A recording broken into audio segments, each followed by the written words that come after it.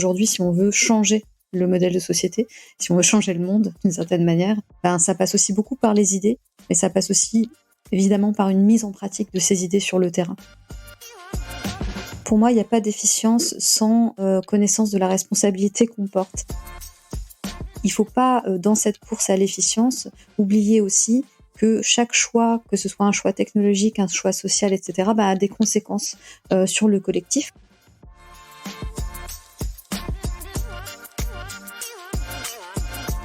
Bonjour à tous, je suis Philippe Ansarguet, VP Software Engineering chez Orange, mais aujourd'hui, c'est en tant que membre de l'équipe contenu de TechRox que je me présente à vous. Je suis ravi d'être avec vous pour ce podcast TechRox dans lequel j'ai le plaisir d'accueillir Ophélie Coelho.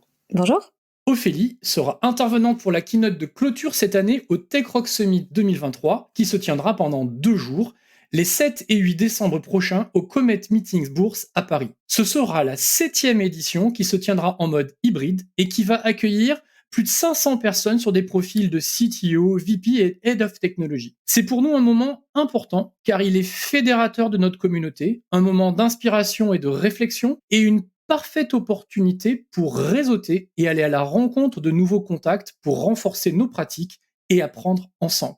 J'ai eu la chance l'an dernier d'assister à une session d'Ophélie sur la géopolitique et la tectonique des écosystèmes technologiques et j'ai vraiment été captivé. Mais peut-être peut-on commencer tout d'abord par aller à la rencontre d'Ophélie et comprendre qui elle est. Ophélie, je suis sûr que notre public est curieux de savoir qui tu es et quel est ton parcours. Eh bien, merci beaucoup Philippe pour cette première question. Alors, moi, en fait, je suis actuellement ce qu'on peut appeler une chercheuse indépendante en géopolitique du numérique. Et tout ça parce qu'en fait, j'ai deux parcours en parallèle, en fait. Un premier parcours, je dirais, sur le terrain, donc les pieds vraiment sur le terrain, avec un parcours en tant que dev en agence, puis ensuite product owner, et aujourd'hui chargée de recherche utilisateur.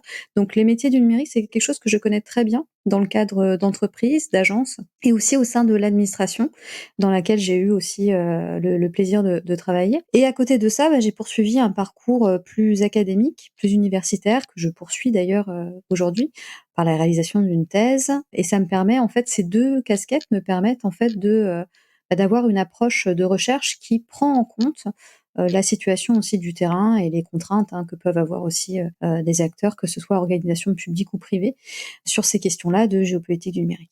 En fait, en t'écoutant sur ton parcours et ce que tu fais, moi, la question vraiment spontanée là, qui me vient à l'esprit, c'est finalement comment est-ce que tu organises ta veille sur un sujet qui est aussi mouvant en fait.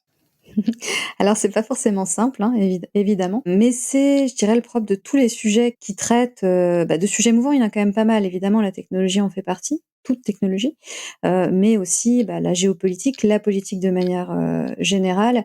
Je dirais l'essence sociale aussi évolue beaucoup. Il y a beaucoup de choses qui sortent. Donc finalement, le problème est celui de la recherche et de se tenir au courant de ce qui sort sur le sujet, non seulement en termes d'actualité, mais aussi en termes de travaux de recherche scientifique sur ces sujets-là. Alors comment je fais? Je pourrais évidemment parler d'outils ou de méthodes au quotidien. Il se trouve que j'ai des phases en fait, c'est-à-dire j'organise mon temps évidemment entre plusieurs activités. Donc j'ai des phases où je prévois du temps vraiment dédié à la veille dans la semaine en fait, tout simplement, et où je vais me concentrer sur quelques sujets, 3 thèmes en particulier qui me semblent importants à traiter.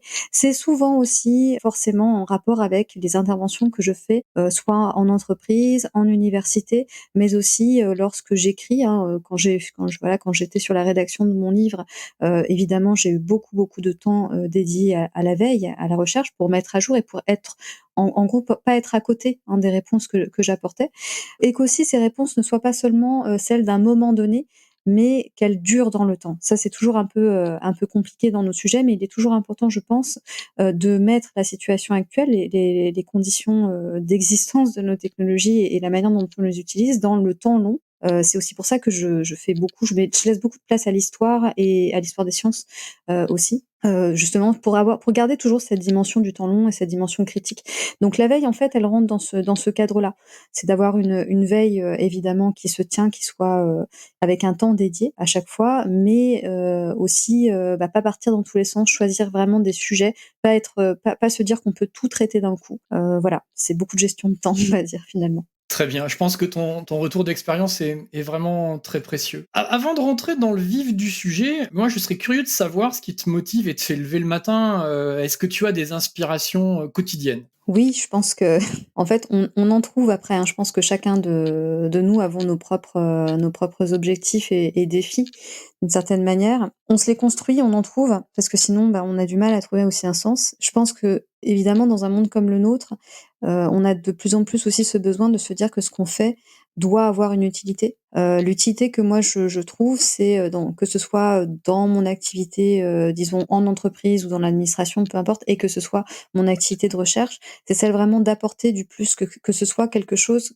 que d'apporter à penser, en fait, et d'apporter aussi des capacités d'analyse, le mieux possible, de les diffuser le mieux possible et qu'elles soient toujours, inscrites dans une réalité. Voilà, que ce soit pas des mots en l'air, que ce soit pas simplement des concepts qu'on balance comme ça, mais que ça puisse servir vraiment aussi aux personnes à qui on s'adresse. Parce qu'aujourd'hui, si on veut changer le modèle de société, si on veut changer le monde d'une certaine manière, ben, ça passe aussi beaucoup par les idées, mais ça passe aussi évidemment par une mise en pratique de ces idées sur le terrain.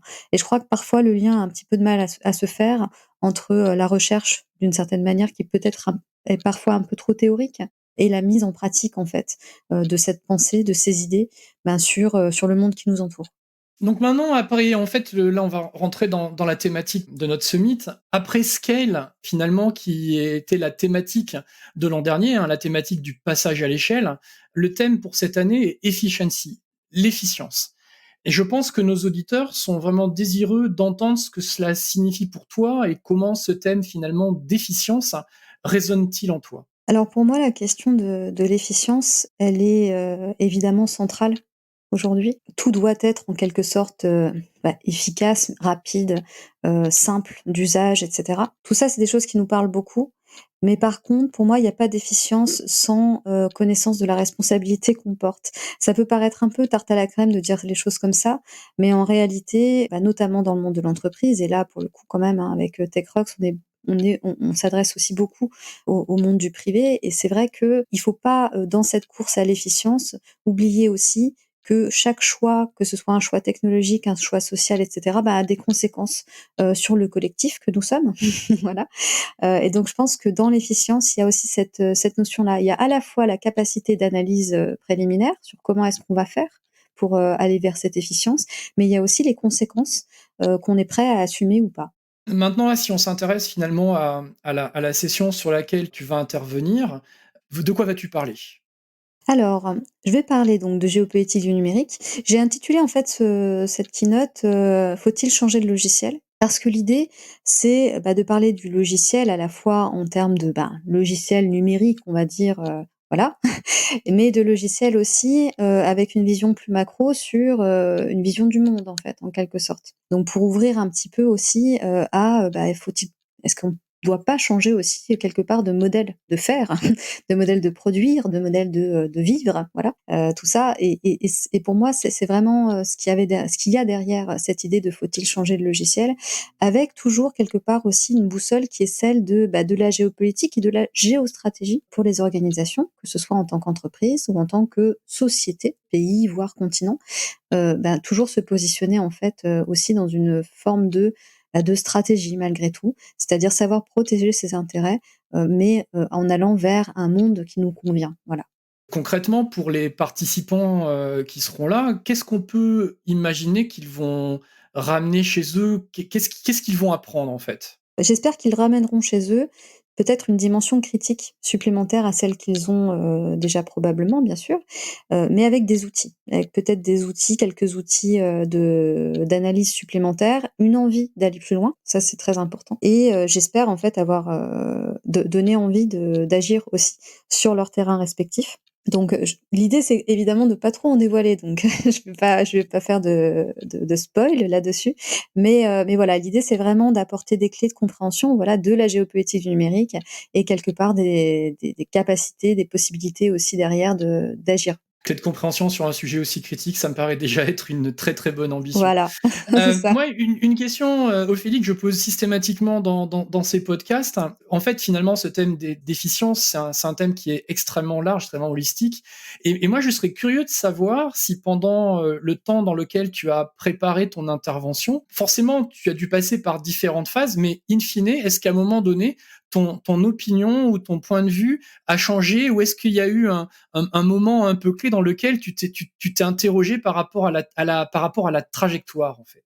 Alors dans la trajectoire globale, je dirais pas forcément parce que je change pas d'avis tous les jours non plus. Néanmoins, néanmoins, évidemment, quand on fait ce genre d'exercice, quand on prépare, que ce soit une conférence, un livre, un article et cetera, eh bien, on repasse tout de même par des phases de doute et je pense que ça d'ailleurs, c'est salutaire. On repasse aussi par des phases de doute quand on est lu et vu par des tiers, des tierces personnes et qui vont, bah, forcément avoir un retour, positif, négatif, peu importe, sur votre intervention, sur ce que vous dites. Mais et ça encore, je pense que c'est salutaire. Donc oui, il y a des sujets sur lesquels je me remets toujours face à mes doutes, à chaque fois que je prépare quelque chose et là, c'était le cas aussi et notamment sur cette, notion de déficience. Alors il me reste encore quelques jours pour finir en fait justement la préparation et je suis en plein dedans en ce moment sur ce questionnement justement, de la partie efficience. Comme je vous en ai parlé, pour moi la clé la question de l'efficience et de la responsabilité sont liées et je suis justement en train de voilà, de peaufiner cette partie-là que pour l'instant j'avais pas encore trop exploré, dans voilà, dans mon travail donc c'est bien, ça me permet de tirer aussi, le sujet de ce côté-là. Alors, du coup, on aura la chance de t'avoir avec nous pour la keynote de clôture de ces 2 jours. Moi, j'aurais voulu savoir si justement le fait d'intervenir lors de la dernière session de présentation donne une saveur ou une pression ou une énergie supplémentaire pour toi. Tout, ça donne une saveur agréable, on a envie en fait, enfin en tout cas moi pour ma part, j'ai envie du coup d'emmener les spectateurs dans mon univers et dans l'univers, hein, du coup qui enfin de notre monde en fait, mais c'est toujours très agréable en fait de faire ce genre d'être invité pour ce genre d'événement. Après oui, ça met beaucoup de pression, c'est évidemment beaucoup de travail et par contre oui, ça booste énormément. Moi quand j'ai des défis, des challenges comme ça, ben ça me donne, une énergie folle. Donc oui, c'est super et puis, voilà, moi je suis vraiment ravie, hein, en tout cas de participer à cette keynote de clôture, du Tech Rocks de cette année. Une des dernières questions que j'aurais pour toi, et je sais qu'il reste encore peu, mais quelques places disponibles. Finalement, qu'est-ce que tu aimerais dire en termes de teasing complémentaire à ce que tu as déjà partagé, à ceux qui n'ont pas encore pris leur place, pour que tout simplement ils aient envie de se joindre à nous pour ces 2 jours? Bah, écoutez, moi je pense que ça vaut vraiment le coup de venir parce que, là vous allez apprendre, encore plus de choses. Il y a vraiment des invités, des intervenants qui sont top lors de cet événement et si en plus de ça, vous pouvez participer, vous pouvez assister à la keynote de clôture, je n'en serais que plus heureuse personnellement. Voilà, donc bienvenue, venez nous rejoindre. C'est parfait, merci. Donc nous arrivons à la fin de notre podcast, Ophélie. Est-ce qu'il y a une dernière chose que tu souhaiterais partager avec nos auditeurs? Eh bien, simplement, probablement la passion, hein, la passion de nos activités respectives et cette envie de bien faire et d'aller dans le bon sens, voilà. Donc, je pense qu'on est beaucoup à partager ces sentiments-là, donc Bah écoute Ophélie, voilà un moment passé en ta compagnie qui finalement est passé bien vite. C'était captivant et passionnant à la fois. Je pense que nos auditeurs pourront interagir avec toi lors du summit. Merci beaucoup à toi, c'était très précieux de t'avoir avec nous pour ce podcast. Donc pour conclure, nous vous donnons rendez-vous pour le Tech Rock Summit 2023 les 7 et 8 décembre prochains au Comet Meeting Bourse à Paris. merci beaucoup.